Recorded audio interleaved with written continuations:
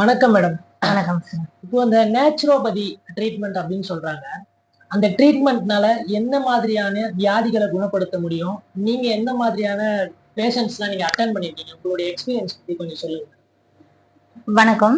என் பேர் டாக்டர் நிர்மலா. நான் வந்து நேச்சுரோபதி டாக்டர். 23 வருஷமா நான் வந்து ப்ராக்டிஸ் பண்ணிட்டு இருக்கேன். இப்ப பாத்தீங்கன்னா இந்த நேச்சுரோபதியில ஒரு பகுதி தான் வந்து அக்குபஞ்சர்.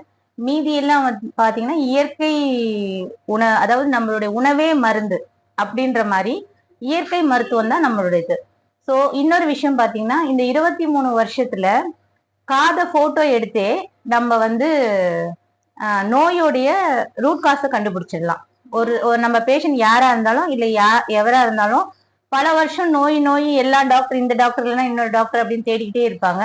காரணம் என்னன்னா அந்த நோய் எங்க அதோடைய மூளை வேறு இருக்குன்னு தெரியாததால ஒவ்வொரு வகையான டாக்டர்ஸ் போய் பார்த்துட்டு இருப்பாங்க. இப்ப நம்ம பாத்தீங்கன்னா காதை போட்டோ எடுத்து அந்த பேஷண்ட்டுக்கு எந்த உறுப்புல அதிகமான பாதிப்புனால அவங்க பாதிக்கப்பட்டிருக்காங்கன்னு தெரிஞ்சு அதுக்கான சரியான தீர்வு கொடுத்து நம்ம இயற்கை முறையிலேயே எந்த உள்ள மருந்தும் கிடையாது, இயற்கை முறையிலேயே அவங்களுக்கு நம்ம நேச்சுரோபதி மெத்தட்ல அக்குபஞ்சரோட சேர்த்து அவங்களுக்கு குணப்படுத்தலாம்.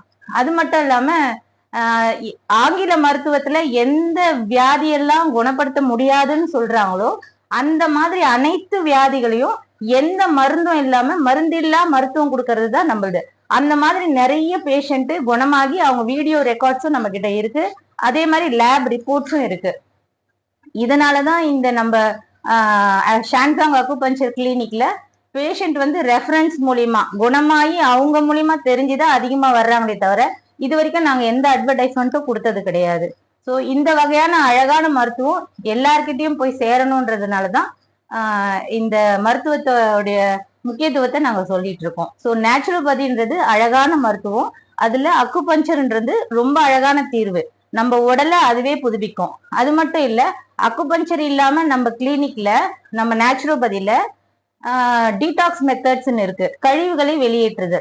இப்ப ஃபார் எக்ஸாம்பிள் ஃபேட்டி லிவர்னா அதுக்கு தீர்வு கிடையாது. என்னதான் நம்ம உணவுல கட்டுப்பாடு கொண்டு வந்து என்ன பண்ணாலும் அது ரொம்ப லேட் ஆகும் மேக்சிமம் சொல்றது. நம்மளுடைய ட்ரீட்மெண்ட்ல பாத்தீங்கன்னா அதுக்கெல்லாம் தெரப்பி இருக்கு. ஸோ அந்த தெரப்பி ஒவ்வொருத்தருக்கும் liver detox, kidney detox, uterus cleansing அந்த மாதிரி நிறைய ஒரு மெத்தட்ஸ் இருக்கு. மண் குளியல், வாழை இலை குளியல், அந்த மாதிரி நிறைய மெத்தட்ஸ் இருக்கு. இயற்கை முறையில பண்ணுறது தான். அதெல்லாம் பண்ணாலே பேஷண்ட் சரியாயிடுவாங்க. அதுதான் இங்க நம்ம மருத்துவம் ரூட் காஸை கண்டுபிடிச்சி, ஃபார் எக்ஸாம்பிள் அவங்களுக்கு யூரினரி பிளாடர்ல தான் இன்ஃபெக்ஷன்னால அவங்க பாதிக்கப்பட்டிருக்காங்க அப்படின்னும் போது அது நேரா நம்மளுக்கு தெரியும் போது அதுக்கு தனித்துவமா நம்ம முக்கியத்துவம் கொடுத்து அவங்களுக்கு சீர் செய்யும் போது பக்க விளைவுல இருந்து வெளியே வந்து நார்மல் ஆயிடுறாங்க. ஸோ இதுக்கு லேப் டெஸ்ட்டும் அவங்களுக்கு ஹெல்ப் பண்ணும், குணப்படுத்தும். தூக்கமின்மைக்கு கூட இதுல எதனா மருத்துவம் இருக்குங்களா? 100%. 10 வருஷம் 15 வருஷம் தூக்கமின்மை, இன்சோம்னியான்னு சொல்லுவாங்க. அத ஒரு 20 நாள்லயே அந்த பேஷண்ட் அழகா நிறைய பேர் வீடியோ கொடுத்துருக்காங்க. பரிபூர்ண குணத்தோட நிம்மதியா தூங்குறதா சொல்லியிருக்காங்க. நல்லாவும் தூங்குறாங்க. இந்த கார்டிசோல் அது கம்மியாகிறதுனால அந்த விஷயங்கள்லாம் நடக்கிறது. ஸோ அந்த மாதிரி ஹார்மோன்ஸை தூண்டக்கூடிய விஷயங்கள் அக்குபஞ்சர்ல ரொம்ப அழகா இருக்கு. அதை இயற்கை வைத்திய முறையிலேயே பண்ணலாம். தூக்கமின்மைன்றது ஒரு பெரிய விஷயம்லாம் இல்லை, அதை சரி பண்ணலாம். இப்போ பாத்தீங்கன்னா எல்லா மாநிலங்கள்லயும் கொரோனா பரவல் அதிகமா இருக்கு. தற்போது நீங்க பாத்துட்டு இருக்கீங்க செய்தியில எல்லாம். இப்போ இதுல இருந்து நம்ம பாதுகாத்துக்கிறதுக்கு எந்த மாதிரியான, இப்போ உங்க நேச்சுரோபதி முறையில என்ன மாதிரியான ப்ரிவென்ஷன்லாம் நம்ம எடுத்துக்கலாம்? அதை நம்ம எப்படி பாதுகாத்துக்கலாம்?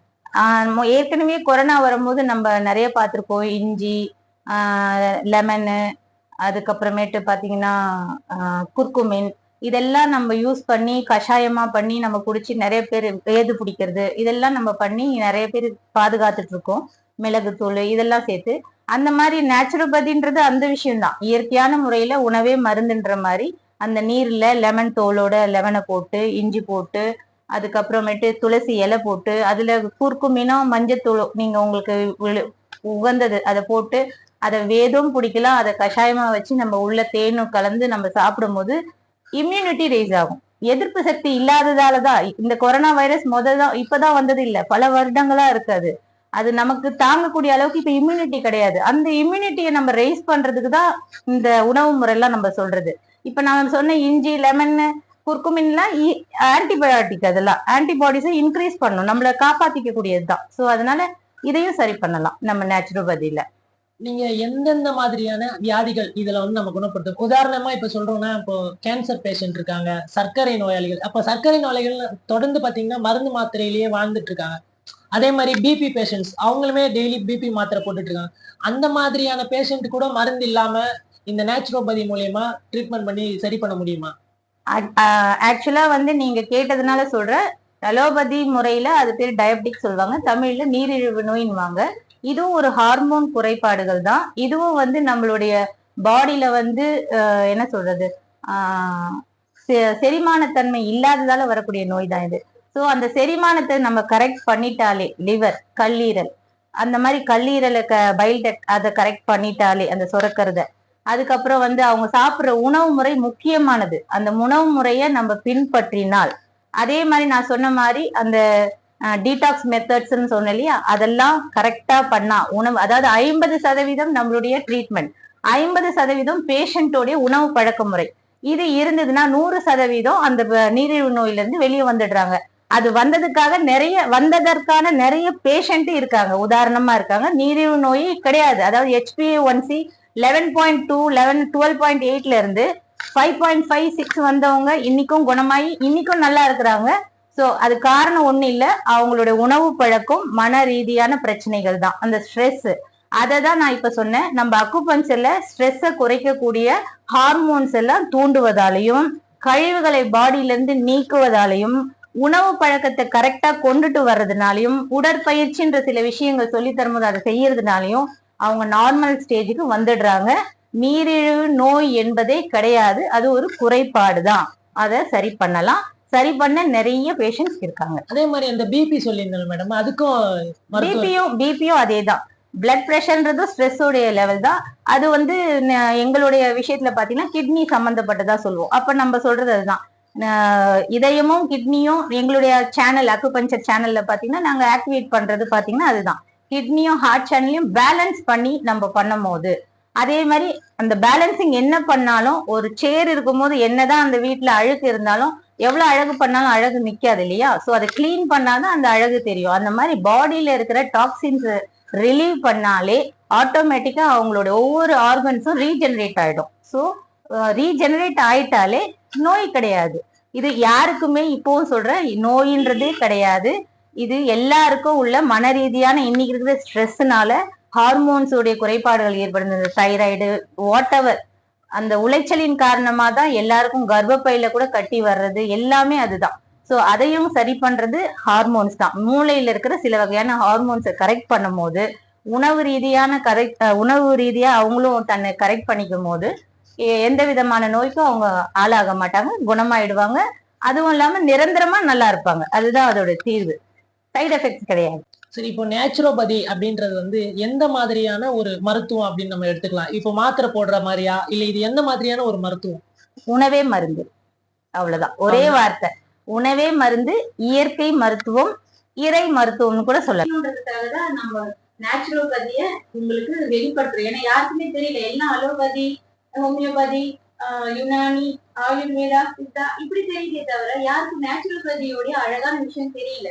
இதுலயும் மருத்துவம் அழகா இருக்கு. அக்குபஞ்சர்ன்றது ரொம்ப அழகான மருத்துவம். சரி, அதாவது மருத்துவரை கரெக்டா இருந்தா எல்லா ட்ரீட்மெண்ட்டும் கரெக்டா இருக்கும். சிஸ்டம் எல்லாமே அற்புதமானது. அலோபதி, ஆயுர்வேதா, சித்தா, ஹோமியோபதி எல்லா சிஸ்டமும் நல்ல சிஸ்டம் தான், நேச்சுரோபதி முதற்கொண்டு.